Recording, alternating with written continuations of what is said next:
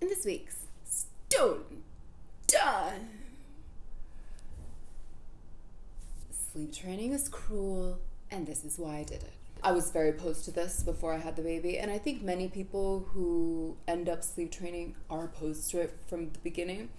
So I don't think that's an uncommon switch, when you like deal with the reality. I just feel like part of my process was like, maybe this is okay. I think I convinced myself too. And now I feel like, no, it's not okay. It's just a practice that some people do, and I am one of them who did it. So why I did it is because I was going crazy. And I think, that's why many people do it.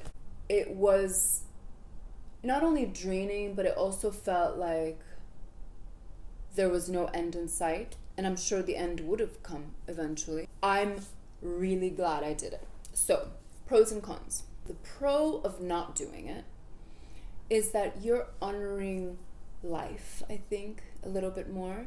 You're respecting the nature's way, not altering it with our modern day philosophies, and you're more in harmony with nature. So of course I think that must mean you're more in harmony with your child and in touch with intuition, and I think it's just beautiful.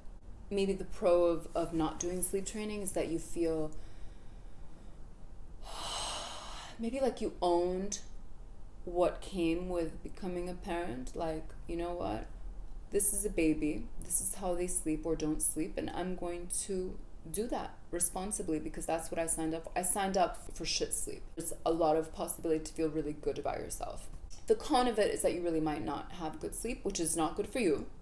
Not good for your mental health, maybe not good for your relationship. The pro of doing sleep training, I think, is that you feel like you have some kind of control, which in this day and age is very nice to feel. We all want some control, some kind of predictability, and a baby could not be less, it's another person. So it's like you don't really have control. So you have this feeling of control. I mean, that can feel like a pro, even though obviously it's not really a pro. You do get your nights back. So for me now, since he's basically 6 months, I think, or 7 months, I've had reliably my evening from 7 p.m. until 6 a.m.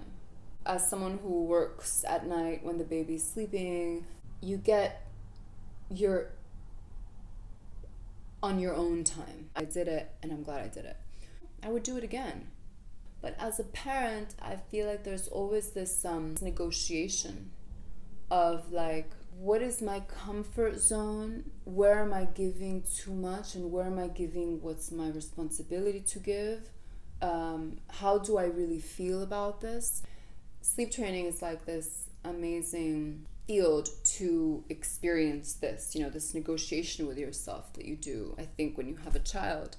And as a first-time parent, it's so completely new that you don't have something to compare it to. I think it's why it's so important to be in touch with other parents and have that communication, and why it's beautiful to live in a community where you have lots of people who are having children and taking care of kids together, because I don't think it's meant to be a lonely experience. It's just become that way in this age, and in that age where it has become so lonely is, I think, where sleep training has blossomed. Hang on, because there's a rant, rave, or a tip, and it's going to be a rave about this here book called Touch and Feel Farm. Books with real pictures of creatures and people and whatnot.